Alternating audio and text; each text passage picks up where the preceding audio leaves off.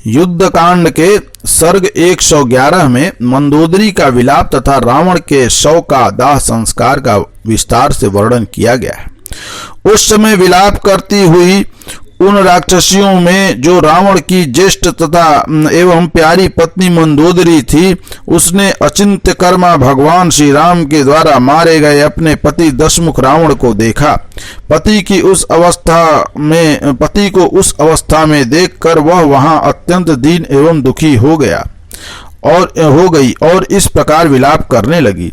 महाराज कुबेर के छोटे भाई महाबाहु राक्षस राज जब आप क्रोध करते थे, उस समय इंद्र भी आपके सामने खड़े होने में भय खाते थे। बड़े बड़े ऋषि, यशस्वी गंधर्व और चारण भी आपके डर से चारों दिशाओं में भाग गए थे। वही आप आज युद्ध में एक मानव मात्र राम से परास्त हो गए। राजन, क्या आपको इससे लज्जा नहीं आती है? राजराजेश्वर, बोलिए तो सही, यह क्या बात है? आपने तीनों लोकों को जीतकर अपने को संपत्तिशाली और पराक्रमी बनाया था। आपके वेग को सह लेना किसी के लिए संभव नहीं था। फिर आप जैसे वीर को एक वनवासी मनुष्य ने कैसे मार डाला? आप ऐसे देश में विचरते थे जहां मनुष्यों की पहुंच नहीं हो सकती थी।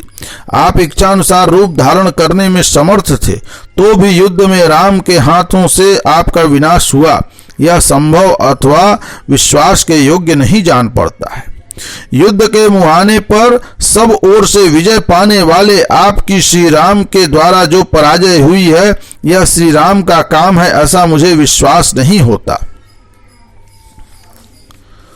अथवा साक्षात काल ही अतर्कित माया रचकर आपके विनाश के लिए श्री राम के रूप में यहाँ आ पहुंचा था। महाबली वीर, अथवा यह भी संभव है कि साक्षात इंद्र ने आप पर आक्रमण किया हो, परंतु इंद्र की क्या शक्ति है जो युद्ध में वे आपकी ओर आंख उठाकर देख भी सके, क्योंकि आप महाबली, महापराक्रमी और महातेजस्वी देव शत्रु थे। निश्चय ही ये श्री रामचंद्र जी महान योगी एवं सनातन परमात्मा है। इनका आदि मध्य और अंत नहीं है। ये महान से भी महान अज्ञान अंधकार से परे तथा सबको धारण करने वाले परमेश्वर हैं, जो अपने हाथ में शंख चक्र और गदा धारण किए रहते हैं, जिनके वक्ष स्थल में श्री वत्स का चिन्ह है। भगवती लक्ष्मी जिनका कभी साथ नहीं छोड़ती, जिन्हें परास्त करना सर्वथा असंभव है तथा जो नित्य स्थिर एवं संपूर्ण लोकों के अधीश्वर हैं, उन सत्य पराक्रमी भगवान विष्णु ने ही समस्त लोकों का हित करने की इच्छा से मनुष्य का रूप धारण करके वानर रूप में प्रकट हुए संपूर्ण देवताओं के साथ आकर राक्षसों सहित आपका वध किया है, क्योंकि आप देवताओं के शत्रु और समस्त संसार के लिए भयंकर थे। नाथ, पहले आपने अपनी इंद्रियों को जीतकर ही तीनों लोकों पर विजय पाई थी। उस बैर को याद रखती हुई सी इंद्रियों ने ही सब अब आपको परास्त कर दिया है। जब मैंने सुना कि जन स्थान में बहुतेरे राक्षसों से घिरे होने पर भी आपके भाई खर को श्री राम ने मार डाला है, तभी मुझे विश्वास हो गया कि श्री रामचंद्र जी कोई साधारण मनुष्य नहीं है। जिस लंका नगरी में देवताओं का भी प्रवेश होना कठिन था, वहीं जब हनुमान जी बलपूर्वक घुस आए, उसी समय हम लोग भावी अनिष्ट की आशंका से व्यथित हो उठी थी। मैंने बारंबार कहा, प्राणनाथ, आप रघुनाथ जी से वैर विरोध न कीजिए, परंतु आपने मेरी बात नहीं मानी। उसी का आज यह फल मिला है।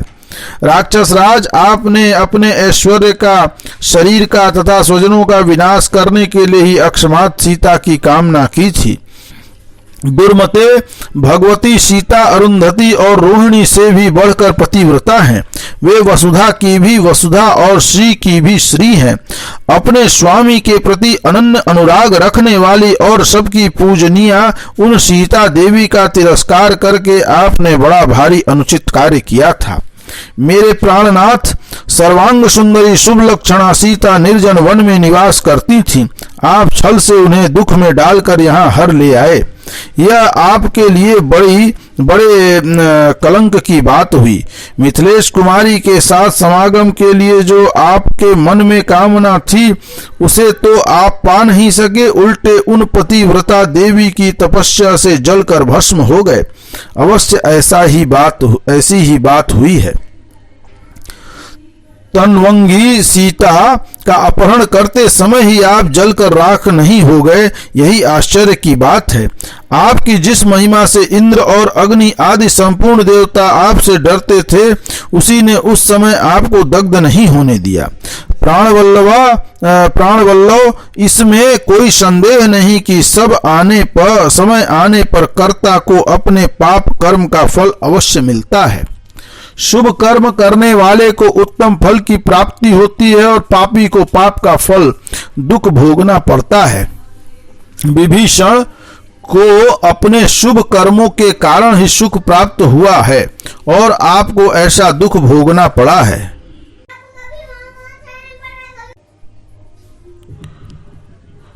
आपके घर में सीता देवी से भी अधिक सुंदर रूप वाली दूसरी युवतियां मौजूद हैं, परंतु आप काम के वशीभूत हो मोहवश इस बात को समझ नहीं पाते थे। मिथिलेश कुमारी सीता न तो कुल में, न रूप में और न दाक्षिण्य आदि गुणों में ही मुझसे बढ़कर है। वे मेरे बराबर भी नहीं, परंतु आप मोहवश इस बात की ओर नहीं ध्यान देते थे। संसार में कभी किसी भी प्राणी की मृत्यु अकारण नहीं होती। इस नियम के अनुसार मिथिलेश कुमारी सीता आपकी मृत्यु का कारण बन गईं। आपने सीता के कारण होने वाले मृत्यु को स्वयं ही दूर से बुला लिया। मिथिलेश नंदनी सीता अब शोक रहित हो श्री राम के साथ विहार करेंगी, परंतु मेरा पुण्य बहुत थोड़ा था, इसलिए वह जल्दी समाप्त हो गया और मैं शोक के घोर समुद्र में गिर पड़ा। वीर, जो मैं विचित्र वस्त्राभूषण धारण करके अनुपम शोभा से संपन्न हो, मन के अनुरूप विमान द्वारा आपके साथ कैलाश, मंदराचल, मेरु पर्वत, चैत्रथ वन तथा संपूर्ण देव उद्यानों में विहार करती हुई नाना प्रकार के देशों को देखती फिरती थी, वही मैं आज आपका वध हो जाने से समस्त काम भोगों से वंचित हो गई। मैं वही रानी मंदोदरी हूँ, किंतु आज दूसरी स्त्री के समान हो गई। राजाओं की चंचल राजलक्ष्मी को धिक्कार है। हा राजन, आपका जो सुकुमार मुखमंडल, सुंदर भव है, मनोहर त्वचा और ऊंची नासिका से युक्त था, कांति, शोभा और तेज के द्वारा जो क्रमशः चंद्रमा, सूर्य और कमल को लज्जित करता था, किरीटों के समूह जिसे जगमग बनाए रहते थे, जिसके अधर तांबे के समान लाल थे, जिसमें दीप्तिमान कुंडल दमकते रहते थे, पान भूमि में जिसके नेत्र नशे से व्याकुल और चंचल देखे जाते थे, जो नाना प्रकार के गजरे धारण करता था, मनोहर और सुंदर था तथा मुस्कुराकर मीठी मीठी बातें किया करता था, वही आपका मुखार बिंदु आज शोभा नहीं पा रहा है। प्रभो, वह श्री राम के सायकों से विदीर्ण हो खून की धारा से रंग गया है। इसका मेदा और मस्तिष्क छिन्न भिन्न हो गया है तथा रथ के धूल से इसमें रुक्षता आ गई है। हाय, मुझ मंदभागिनी ने कभी जिसके विषय में सोचा तक नहीं था, वही मुझे वैधव्य का दुख प्रदान करने वाली अंतिम अवस्था मृत्यु आपको प्राप्त हो गई। दानवराज, मैं, मेरे पिता राक्षस राज रावण, मेरे पति और इंद्र पर भी विजय प्राप्त करने वाला मेरा इंद्रजीत मेरा पुत्र, यह सोचकर मैं अत्यंत गर्व से भरी रहती थी। मेरी यह दृढ़ धारणा बनी हुई थी कि मेरे रक्षक ऐसे लोग हैं जो दर्प से भरे हुए शत्रुओं को मत डालने में समर्थ, क्रूर, विख्यात और पौरुष से संपन्न तथा किसी से भी भयभीत नहीं होने वाले हैं। राक्षस शिरोमणियों, ऐसे प्रभावशाली तुम लोगों को यह मनुष्य से अज्ञात भय किस प्रकार हुआ है?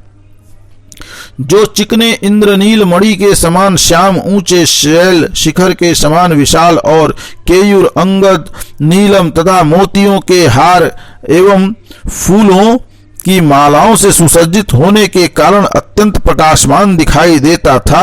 विहार स्थल में अधिक कांतिमान तथा संग्राम भूमि में अतिशय दीप्तिमान प्रतीत होता था और आभूषणों की प्रभा से जिसकी विद्युन मालाएं मंडित मेघ की सी शोभा होती थी, वही आपका शरीर आज अनेक तीखे बाणों से भरा हुआ है।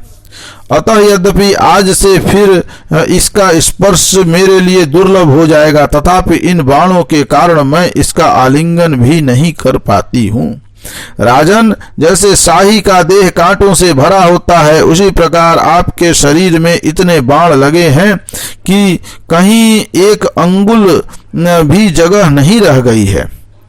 वे सब बाण मर्म स्थान से धंस गए हैं और उनसे शरीर का स्नायु बंधन छिन्न भिन्न हो गया है।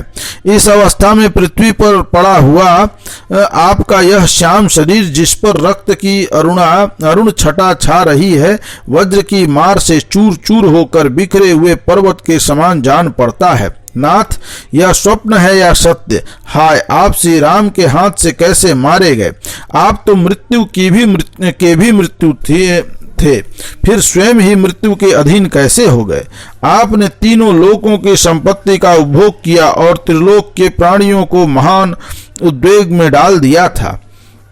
आप लोकपालों पर भी विजय पा चुके थे। आपने कैलाश पर्वत के समान ही भगवान शंकर को भी उठा लिया था तथा बड़े बड़े अभिमानी वीरों को युद्ध में बंदी बनाकर अपने पराक्रम को प्रकट किया था।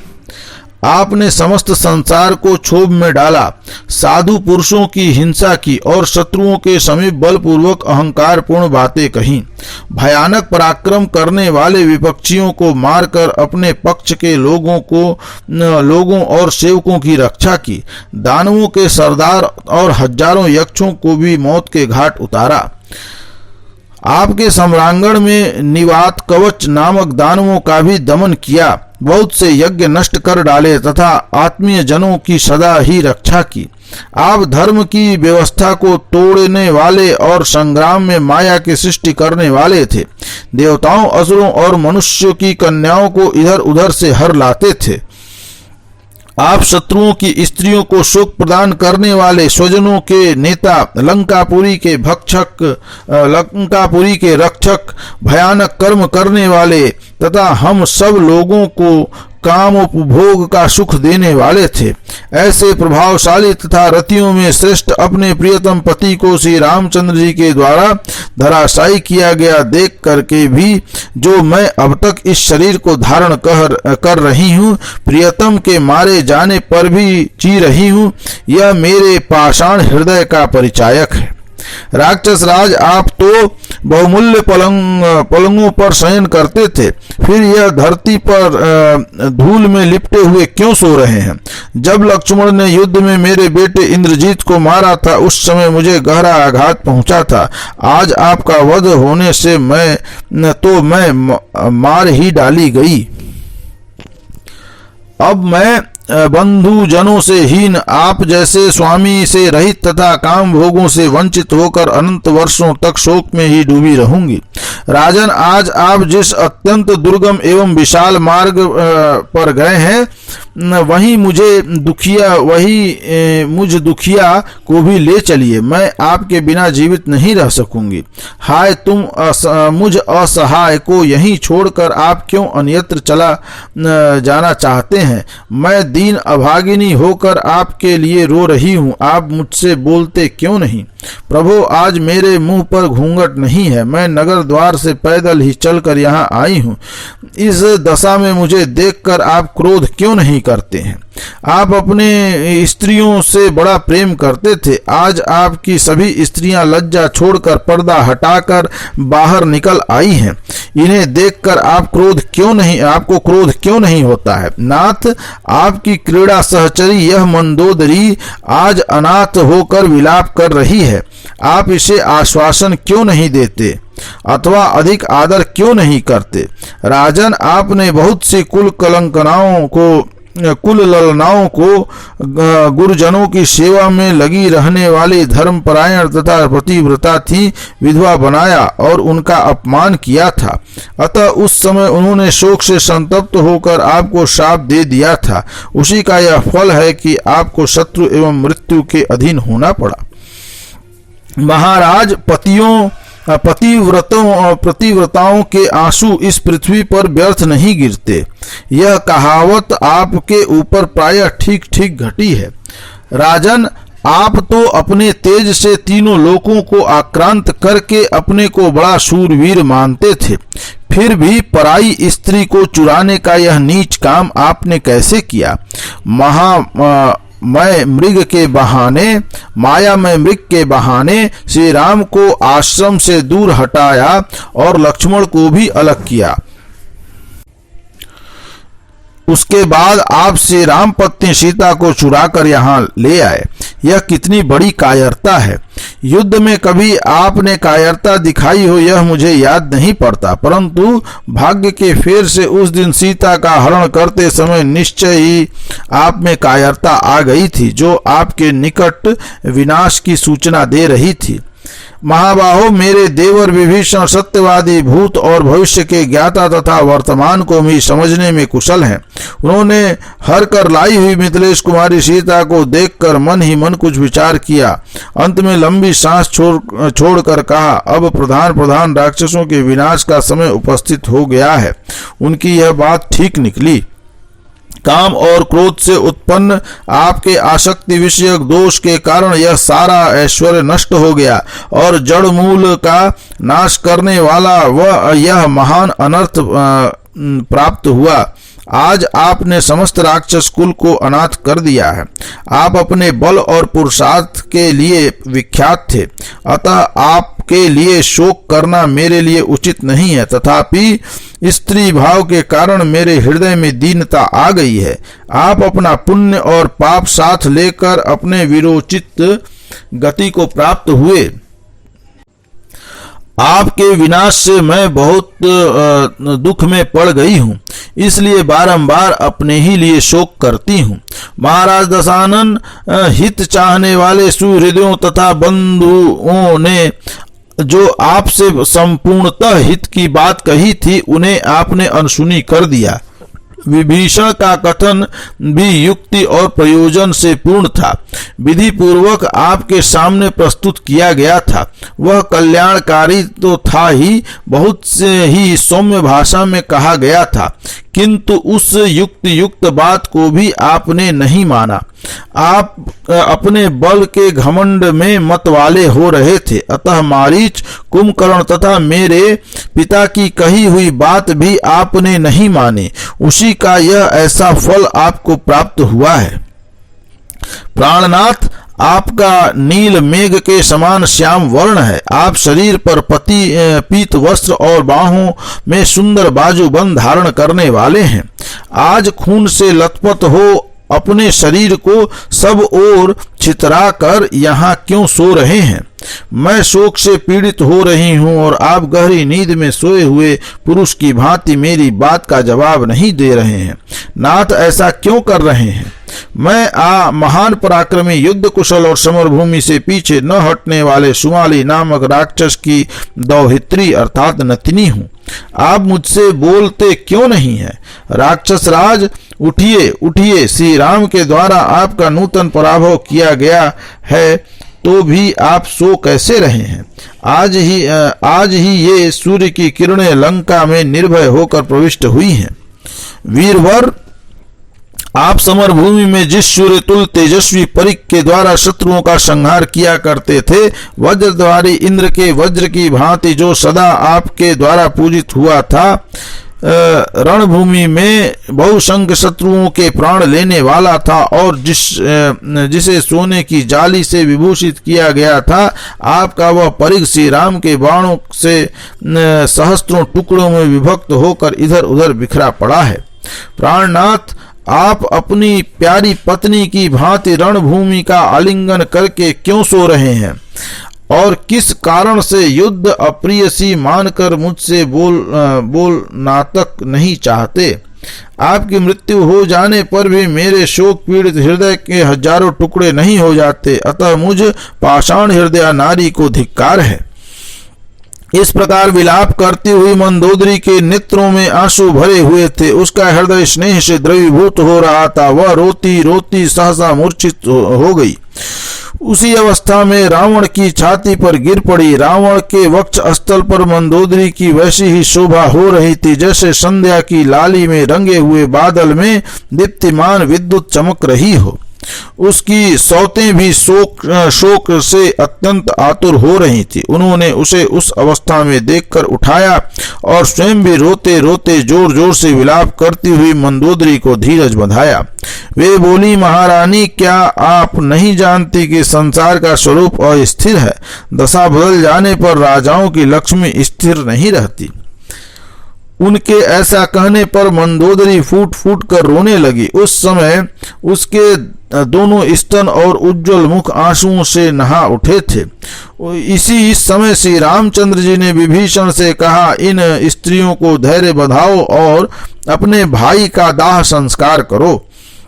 यह सुनकर बुद्धिमान विभीषण ने श्री राम का अभिप्राय जानने के उद्देश्य से बुद्धि से सोच विचार कर उनसे यह धर्म और अर्थ से युक्त विनय पूर्वक तथा हितकारी बात कही। भगवान, जिसने धर्म और सदाचार का त्याग कर दिया था, जो क्रूर, निर्दयी, असत्यवादी तथा पराई स्त्री का स्पर्श करने वाला था, उसका दाह संस्कार करना मैं उचित नहीं समझता। सबके अहित में संलग्न रहने वाला यह रावण भाई के रूप में मेरा शत्रु था। यद्यपि ज्येष्ठ होने से गुरुजनों उचित गौरव के कारण वह मेरा पूज्य था, तथापि वह मुझसे सत्कार पाने योग्य नहीं है। श्री राम, मेरी यह बात सुनकर संसार के मनुष्य मुझे क्रूर अवश्य कहेंगे, परंतु जब रावण के दुर्गुणों को भी सुनेंगे तब सब लोग मेरे इस विचार को उचित ही बताएंगे। यह सुनकर धर्मात्माओं में श्रेष्ठ श्री रामचंद्र जी बड़े प्रसन्न हुए। वे बातचीत करने में बड़े प्रवीण थे, अतः बातों का अभिप्राय समझने वाले विभीषण से इस प्रकार बोले, राक्षस राज, मुझे तुम्हारा भी प्रिय करना है, क्योंकि तुम्हारे ही प्रभाव से मेरी जीत हुई है। अवश्य ही मुझे तुमसे उचित बात कहनी चाहिए, अतः सुनो। यह निशाचर भले ही अधर्मी और असत्यवादी रहा हो, परंतु संग्राम में सदा ही विजयी, बलवान और शूरवीर रहा है। सुना जाता है इंद्र आदि देवता भी इसे परास्त नहीं कर सके थे। समस्त लोगों को रुलाने वाला रावण बल पराक्रम से संपन्न तथा महामनस्वी था। वैर मरने तक ही रहता है, मरने के बाद उसका अंत हो जाता है। अब हमारा प्रयोजन भी सिद्ध हो चुका है, अतः इस समय जैसे यह तुम्हारा भाई है वैसे ही मेरा भी है, इसलिए इसका दाह संस्कार करो। महाबाहो, धर्म के अनुसार रावण तुम्हारी ओर से शीघ्र ही विधि पूर्वक दाह संस्कार प्राप्त करने के योग्य है। ऐसा करने से तुम यश के भागी होगे।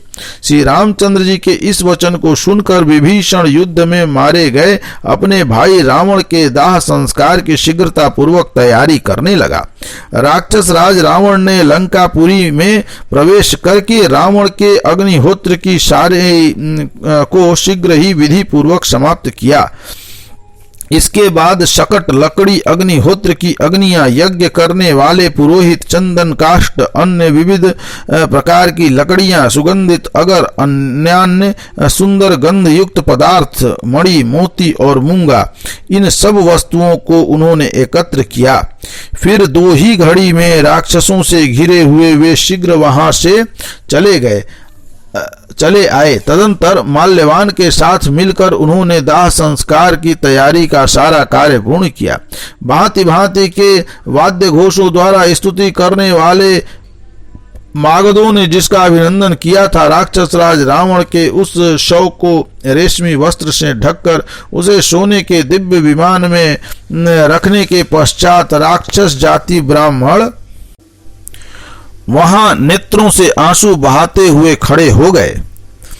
उस शिबी का विचित्र पताकाओं तथा फूलों से सजाया गया था, जिससे वह विचित्र शोभा धारण करती थी। विभीषण आदि राक्षस उसे कंधे पर उठाकर तथा अन्य सब लोग हाथ में सूखे काठ लिए दक्षिण दिशा में शमशान भूमि की ओर चले। यजुर्वेदी याजकों द्वारा ढोई जाती हुई त्रिविध अग्नियां प्रज्वलित हो उठी। वे सब कुंड में रखी हुई थीं और पुरोहित गण उन्हें लेकर शव के आगे आगे चल रहे थे। अंतःपुर की सारी स्त्रियां रोती हुई तुरंत शव के पीछे पीछे चल पड़ी। वे सब और लड़खड़ाती चलती थीं। आगे जाकर रावण के विमान को एक पवित्र स्थान पर रखकर अत्यंत दुखी हुए विभीषण आदि राक्षसों ने मलय, चंदन, काष्ठ, पद्मक, उशीर, खस तथा अन्य प्रकार के चंदनों द्वारा वेदोक्त विधि से चिता बनाई और उसके ऊपर रंकू नामक मृग का चर्म बिछाया। उसके ऊपर राक्षस के शव को सुलाकर उन्होंने उत्तम विधि से उसका पितृमेध यानी दाह संस्कार किया। उन्होंने चिता के दक्षिण पूर्व में वेदी बनाकर उस पर यथा स्थान अग्नि को स्थापित किया। फिर दधि मिश्रित घी से भरी हुई श्रुआ रावण के कंधे पर रखी। उसके बाद पैरों पर शकट और जांघों पर उलखल रखा तथा काष्ठ के सभी पात्र, अरणी, अत्राणी और मूसल आदि को भी यथास्थान रख दिया। वेदोक्त विधि और महर्षियों द्वारा रचित कल्पसूत्र में बताई गई प्रणाली से वह सारा कार्य हुआ। राक्षसों ने राक्षसों की रीति के अनुसार मेद्य पशु का हनन करके राजा रावण की चिता पर फैलाई हुई मृग चर्म को घी से तर कर दिया। फिर रावण के शव को चंदन और फूलों से अलंकृत करके वे राक्षस मन ही मन दुख का अनुभव करने लगे। फिर विभीषण के साथ अन्यान्य राक्षसों ने भी चिता पर नाना प्रकार के वस्त्र और लावा बिखेरे। उस समय उनके मुख पर आंसुओं की धारा बह चली। तदंतर विभीषण ने चिता में विधि के अनुसार आग लगाई। उसके बाद स्नान करके भीगे वस्त्र पहने हुए ही उन्होंने तिल, कुश और जल के द्वारा विधिवत रावण को जलांजलि दी। तत्पश्चात रावण की स्त्रियों को बारंबार सांत्वना देकर उनसे घर चलने के लिए अनुनय विनय किया। महल में चलो, यह विभीषण का आदेश सुनकर वे सारी स्त्रियां नगर में चली गईं। स्त्रियों के पुरी में प्रवेश कर जाने पर राक्षस राज विभीषण श्री रामचंद्र जी के पास आकर विनीत भाव से खड़े हो गए। श्री राम भी लक्ष्मण, सुग्रीव और समस्त सेना के साथ शत्रुओं का वध करके बहुत प्रसन्न थे। ठीक उसी तरह जैसे वज्रधारी इंद्र वृत्तासुर को मारकर प्रसन्नता का अनुभव करने लगे थे। तदंतर इंद्र के दिए हुए धनुष, बाण और विशाल कवच को त्याग कर तथा शत्रु का दमन कर देने के कारण रोष को भी छोड़कर शत्रुसूदन श्री राम ने शांत भाव धारण कर लिया। इस प्रकार युद्धकांड का यह सर्ग 111 यहाँ समाप्त हुआ। बोलिए राजा रामचंद्र की जय।